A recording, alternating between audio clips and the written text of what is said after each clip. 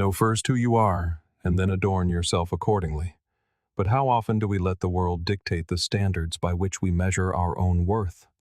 How many times have you surrendered something precious for someone else, believing it was the price of peace? You have given away pieces of yourself, a currency of time, of energy, of dreams, all to quiet a storm or to paint a smile on another's face. And in the quiet corners of your mind, you tell yourself it's a worthy trade, that one day it will all come back to you. But here is the truth, etched in stone. When we constantly give ourselves away, we eventually lose the map to who we are.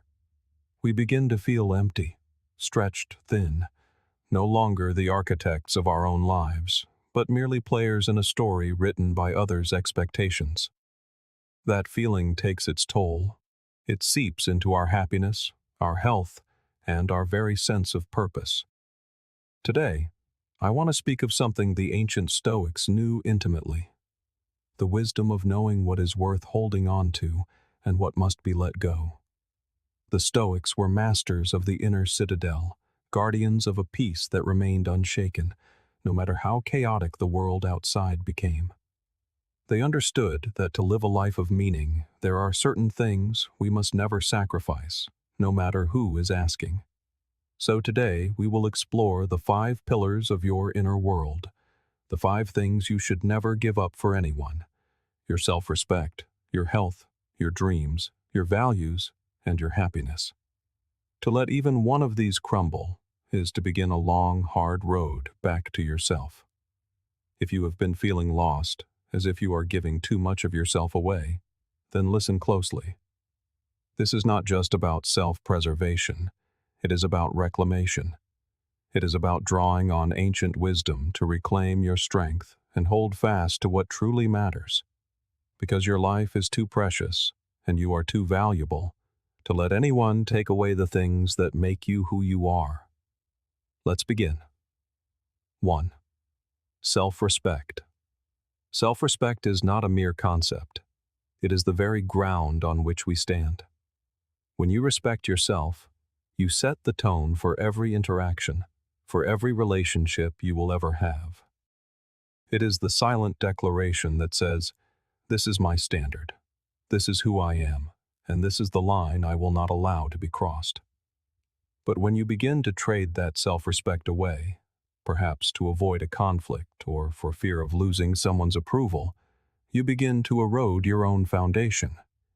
And without that foundation, everything else becomes unstable.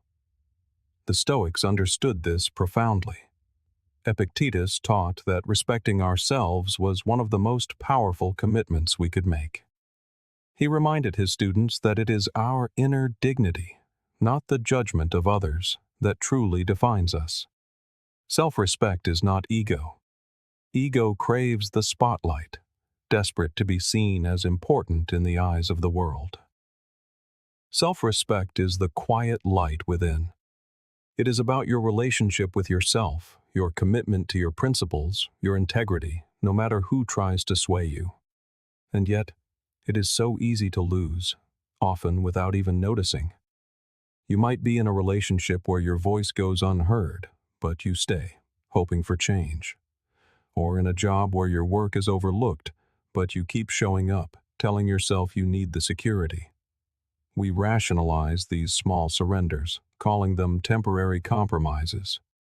But over time, each moment you let it slide, each time you swallow your truth, you chip away at the respect you hold for yourself. You begin to doubt your own worth. And that is a dangerous territory for the soul. Marcus Aurelius believed that when we compromise our self-respect, we lose our alignment with our true nature. To live out of harmony with our own dignity, he argued, is to live in a state of inner conflict, a quiet civil war within the soul. Imagine that. An emperor, a man who could have anything, choosing to live with discipline and honor. He did so because he knew that without self-respect, even the grandest life feels hollow. Protecting your self-respect often comes down to one crucial practice: setting boundaries.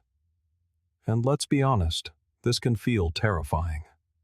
We are often taught to be accommodating, to make others comfortable, even at the cost of our own peace. But the Stoics would remind us that true peace comes from within. It is forged in the courage to say no when something violates our values or disrespects our worth. Think of boundaries not as walls you build to keep others out, but as the lines you draw to define the sacred space of your own being. They show others how to treat you, and more importantly, they remind you of how you deserve to be treated. Here, Stoicism anchors us once more in the distinction between what we can control and what we cannot. We cannot control how others react to our boundaries, but we can control our commitment to upholding them. If someone calls you difficult or selfish for honoring yourself, that judgment belongs to them, not you. The people who truly value you will respect your boundaries because they respect you. It's natural to fear losing people, but anyone who walks away because you are respecting yourself was never truly walking with you in the first place. As Epictetus would say, we are not here to contort ourselves into versions that please everyone. We are here to live with integrity. When you prioritize self-respect, you set a standard. Over time, you will find that you attract people who honor that standard, people who understand what true connection is built upon. We've all seen people settle for less than they deserve, and we wonder why they stay. Yet, how often do we find ourselves in the very same position? So, if you feel you are constantly sacrificing your dignity to keep the peace, pause and ask yourself, what are you truly gaining? Is it worth the price of losing yourself? As the Stoics would say, nothing outside of you is worth compromising the fortress of your inner peace. At the end of the day, self-respect is about how you treat yourself. Do you speak to yourself with kindness? Do you honor your own needs? Remember, self-respect is the armor that keeps you steady when life grows turbulent. The more you cultivate it, the less you will need the world's approval. You will find yourself living in alignment with who you truly are. Guard it fiercely. It is not something you practice now and then. It is a way of life. 2. Health. We all know the truth. Without our health, nothing else matters. Yet we treat it like a debt we can pay later, telling ourselves we'll get to it once everything else is handled. There's always work to be done, deadlines to meet, people who depend on us. And then, somewhere at the bottom of the list, there is our own well-being. The Stoics would say we have it all backwards. Health is not the reward you get after the work is done. It is the foundation that makes the work possible. If our bodies are failing and our minds are exhausted, how can we hope to live well, to serve others, to achieve anything of substance? Marcus Aurelius understood this deeply. He saw the body as a temple, the vessel that carries us through this world. He knew that if the body falters, the mind will follow, and with it, our dreams and duties. To the Stoics, it was simple logic. To ignore our physical and mental well-being is to ask a tree to bear fruit without water. It goes against nature itself. But the world we live in often glorifies the opposite. We celebrate hustle culture, where sleepless nights and skipped meals are worn like a badge of honor. We run on fumes, chasing money, status, and approval. But at what cost? How many people reach the summit of their ambitions only to find they are too exhausted or unwell to enjoy the view? In the Stoic view, this is a tragedy, a profound misuse of a life. True success is found in balance, not in burnout. When we neglect our health, we are pulling the very ground out from under our own feet. The Stoics had a word for this kind of behavior: akrasia, the act of choosing against our own better judgment. They urged us to fight this impulse, to live with the wisdom and discipline to honor the needs of both body and mind. Taking care of your health doesn't require perfection. It's about balance, making small, consistent choices that support you, not drain you. For the Stoics, health was holistic. They did not separate the mind from the body. They knew that stress, anxiety, and emotional turmoil weigh on us just as heavily as any physical ailment. Marcus Aurelius saw a calm mind as a direct pathway to a healthy body, noting that inner agitation was a source of suffering that could physically weaken us. In other words, mental peace is as vital as a healthy diet. So, what does this mean for us today? It means choosing to go to bed instead of answering one more email. It means stepping outside for a breath of fresh air when your mind feels clouded. It means saying no to the demands of others so that you can say yes to your own well-being. Our culture can make us feel that self-care is selfish, but the Stoics teach us otherwise. They would say that taking care of our health is a duty. After all, how can we be of service to the world if we are running on empty? You cannot offer anyone a drink if your own well has run dry. Self-sacrifice at the expense of your health isn't noble. It's short-sighted. When it comes to mental health, the Stoics were pioneers of what we might call mental hygiene. They took time each day to reflect, to clear their minds of worry, and to focus only on what was within their control. They saw stress and anger not as inevitable, but as obstacles to a peaceful life, poisons to be managed with care. How often do we let small, uncontrollable things consume us? The Stoics would urge us to practice mental care as diligently as we do physical care. And finally, let us acknowledge that protecting your health takes courage. It takes courage to say, I need a break, and strength to admit, I am burning out. Society may push you to power through, but that is not the path of wisdom. The Stoics teach us to live sustainably, not as if life were a sprint. So take care of your health, not just for the future, but for the here and now. Your well-being is the one thing that allows you to be the best version of yourself. Don't sacrifice it for anyone or anything. It is the ground you stand on. Prioritize it, and you will be choosing a life of balance, peace, and strength. 3. Dreams. Dreams are not mere phantoms of the mind, nor are they fanciful wishes. They are the deep-seated desires that give our lives color and meaning. They are the compass of the soul. And yet, how often do we let them slip away? How many times do we set them aside, labeling them as unrealistic or impractical?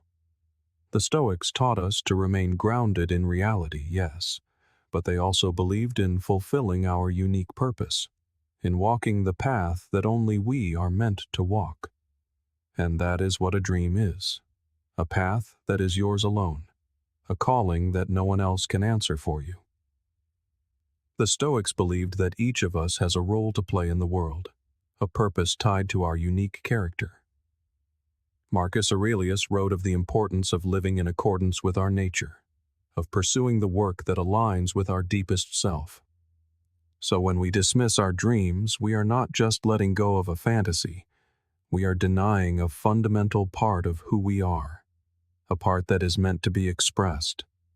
Dreams are our potential, reaching out, asking us to become who we were always meant to be.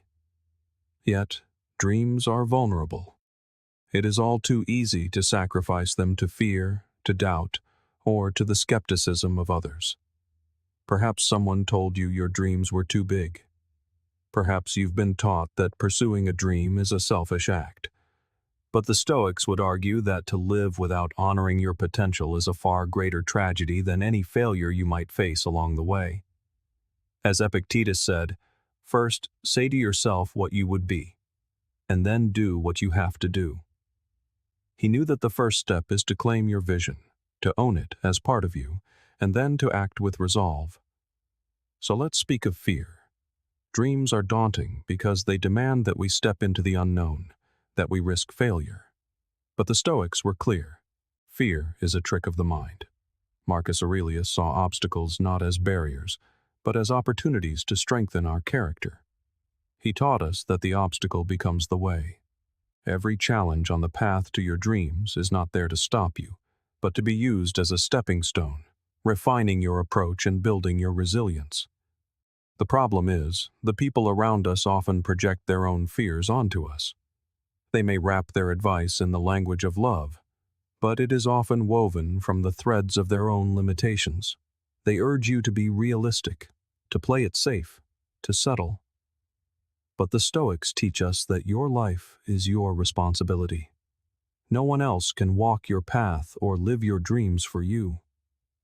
Epictetus advised us to focus only on what is within our control, which is not the approval of others, but our own commitment to the vision that burns within us. If you let that vision die, no one else can bring it back. To live a life without dreams is to go through the motions without ever feeling truly alive. It is to exist, but not to live. The Stoics would remind us that our time here is finite. To waste it by abandoning the very calling that sets your soul alight is the ultimate misuse of our precious days. To honor your dreams is to honor the essence of who you are meant to become. Ask yourself, when was the last time you felt a true spark? A sense of excitement that energized your very being, a purpose that drove you forward? This is the gift of our dreams. They are not mere fantasies. They are the purpose that calls to us. They are the inner fire that fuels our actions, giving us the motivation to overcome challenges and press on, even when the path grows dark. And that path may be long. It may twist in ways you never imagined, taking you in directions you never expected. But therein lies its beauty. The Stoics understood that the journey itself is a reward. Every step, every lesson, every challenge is molding you into the person you must become to realize your potential. They remind us that our greatest aspirations need not materialize overnight. The Stoics championed persistence, the power of consistent, daily action, no matter how small. As Epictetus taught, no great thing is created suddenly. Like a plant that does not grow in a single day, our dreams require time, attention, and patience. Some days you will make great leaps. On others, you may feel as if you're standing still. This is the natural rhythm of growth. The Stoics teach us not to be discouraged by slow progress, but to continue onward, one step at a time. For small steps, taken over time, lead to magnificent transformations. And what of that common roadblock? The nagging fear that pursuing our dreams is somehow selfish. The Stoics would turn this idea on its head. For them, fulfilling your potential was never an act of indulgence. It was an act of service. When you live in alignment with your purpose, when you chase your dreams and become the best version of yourself, you become a beacon, inspiring others to do the same. You become a force for good, contributing your unique gifts to the world. As Marcus Aurelius believed, we all have a duty to make the world better, and one of the most profound ways to do so is by realizing our own potential. Your dreams are not just for you, they are your gift to humanity. But let us not pretend the path is easy. There will be setbacks. There will be moments of profound doubt, times when the temptation to give up feels overwhelming. In these moments, Stoic wisdom offers a lifeline. It reminds us that setbacks are not failures, they are simply part of the process. Every stumble, every rejection, is an opportunity to build resilience. In the words of Marcus Aurelius, the impediment to action advances action. What stands in the way becomes the way. So instead of seeing obstacles as reasons to surrender, see them as opportunities to grow stronger, more determined.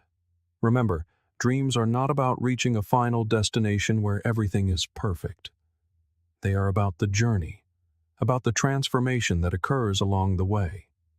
The person you become, the resilience you build, the wisdom you gain. That is the true reward. So do not sacrifice your dreams for anyone.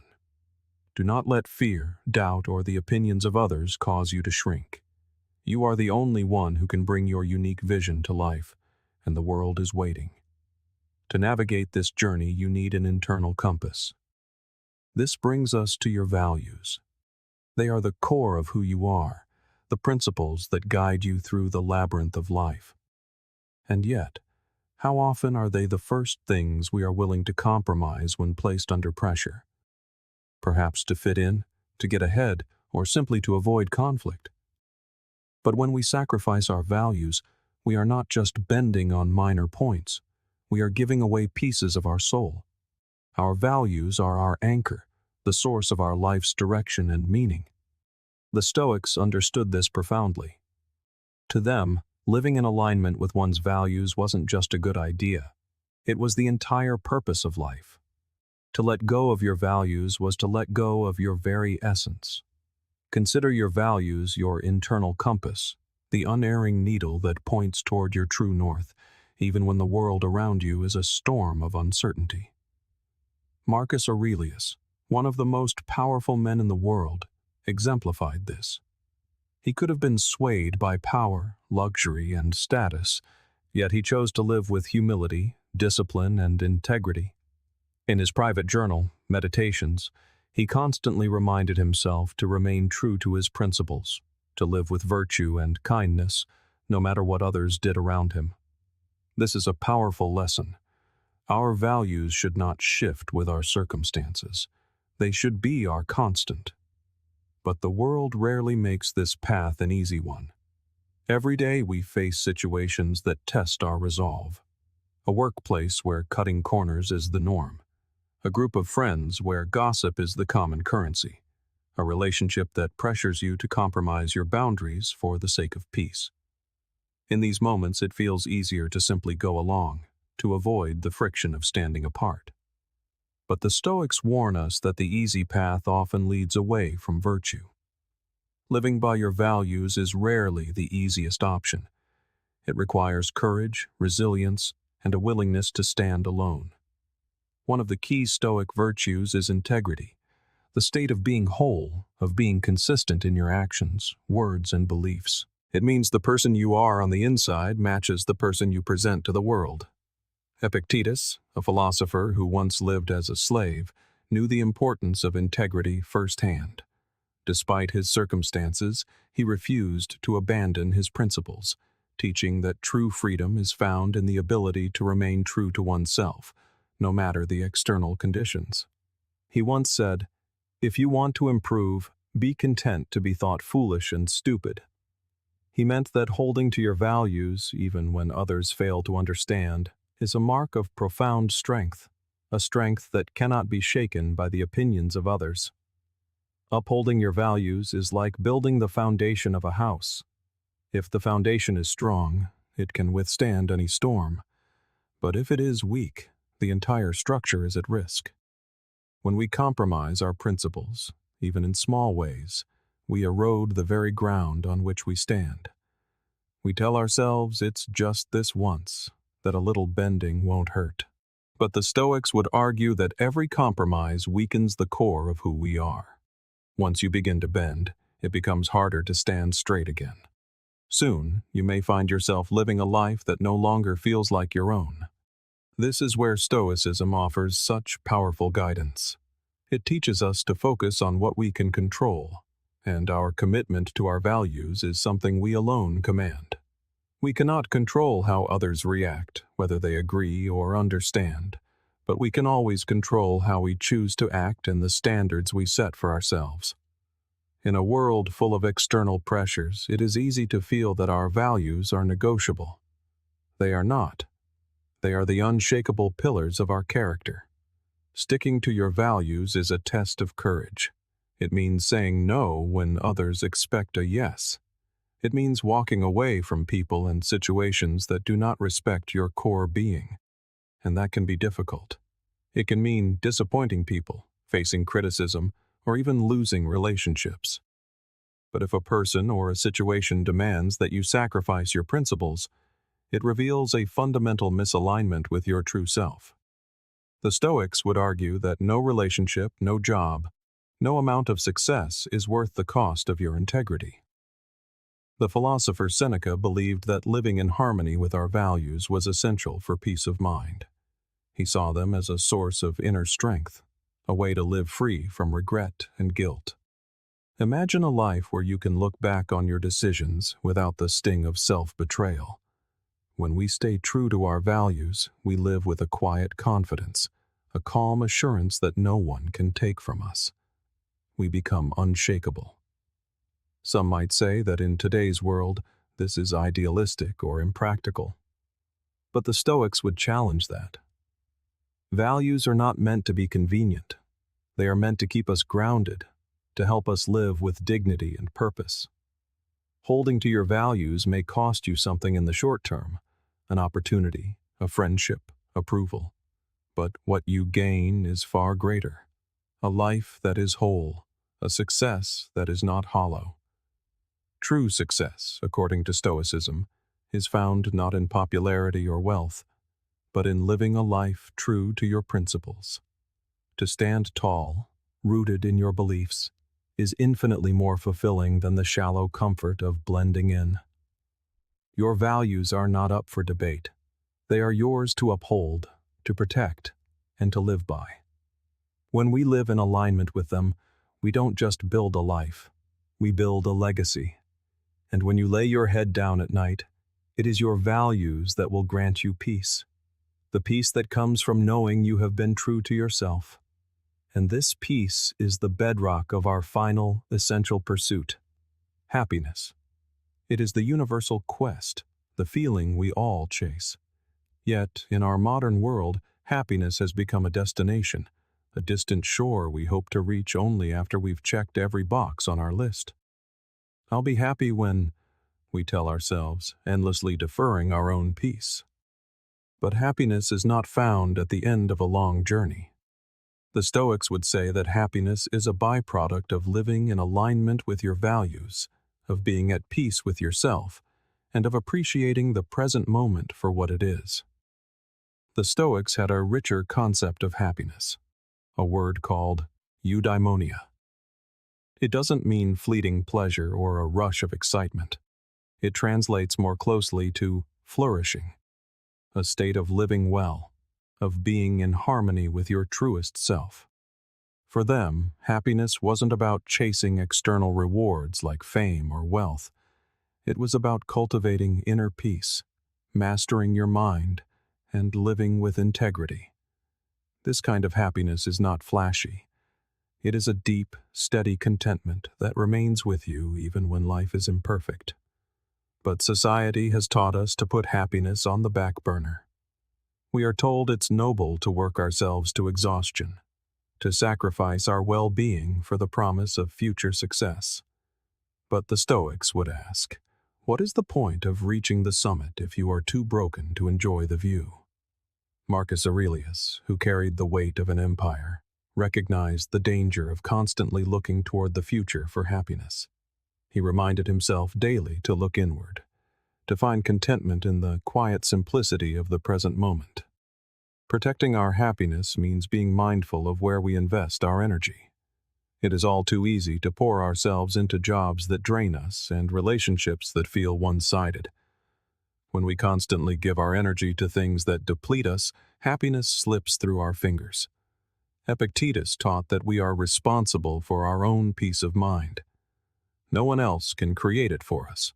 It is up to us to cultivate it, to nurture it, and to protect it from whatever and whoever might steal it away. The Stoics also sought a state of ataraxia, a profound tranquility, a freedom from disturbance. Imagine a life where your inner peace is not tossed on the waves of external events or the shifting tides of others' opinions. True happiness, the Stoics would say, comes from this inner tranquility, from focusing on what is within your control and letting go of what is not.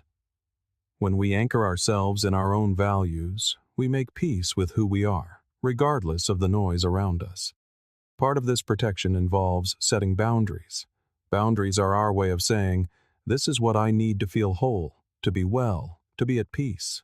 And yet, we so often let them slip, saying yes when we mean no, simply to avoid disappointing others. Your happiness is not selfish. It is your responsibility. It does not mean isolating yourself, but it does mean being honest about what brings you joy and what takes it away. Happiness is also about gratitude. The philosopher Seneca wrote extensively on the idea of enough. He believed happiness was found not in accumulating more, but in appreciating what we already have. It's easy to get caught up in the belief that happiness lies just over the horizon, with more money, more success, more recognition. But Seneca would tell us to pause and look around. Do you have people who care for you? Do you have your health? Do you have moments of peace, however small? If so, then happiness can be found right here, right now. Protecting our happiness also begins with self-compassion.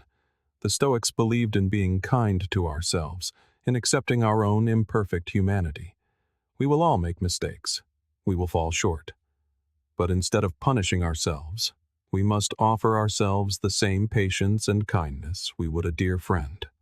When we practice this self-compassion, we create the space for happiness to grow. We stop holding ourselves to impossible standards and start appreciating the journey we are on, flaws and all. And finally, true happiness is not about constant pleasure. The Stoics knew that life is filled with challenges, dark days, and difficult lessons. They believed that happiness was not about avoiding hardship, but about building the resilience to find meaning even in the tough times. As Epictetus said, hardship introduces a person to themselves. Instead of fearing the rough patches, we can embrace them as opportunities to deepen our understanding and strengthen our character. Protecting your happiness means understanding that it is not a destination you arrive at, but a state you cultivate daily. It is a practice, a commitment to finding peace within yourself rather than seeking it in the outside world. It is about being selective with your life, setting boundaries that guard your inner peace, and focusing on gratitude. Most importantly, it is about making choices that honor who you are at your core. When we live this way, we create a happiness that cannot be shaken, a quiet, steady joy rooted in purpose and integrity. Don't let anyone convince you it is selfish to protect your peace. Happiness is not a luxury. It is an essential part of a life well lived. And it is within your reach, here and now. The Stoics remind us that we already have everything we need to be happy within us. It is simply a matter of cultivating it, protecting it, and letting go of what stands in its way. So, as we draw this to a close, hold this truth in your heart. Your self-respect, your health, your dreams, your values, and your happiness. These are the pillars of your existence. Life will test them. The world may ask you to compromise them. But these are the things you must protect above all else. In a world that pulls us in 1,000 different directions, staying true to what matters is not just an act of strength. It is the very definition of freedom. Thank you for sharing this journey with us at Stoic Journal. If today's reflections offered you value, continue to cultivate your inner growth with one of the videos suggested on your screen. Until we meet again, take care of the world within.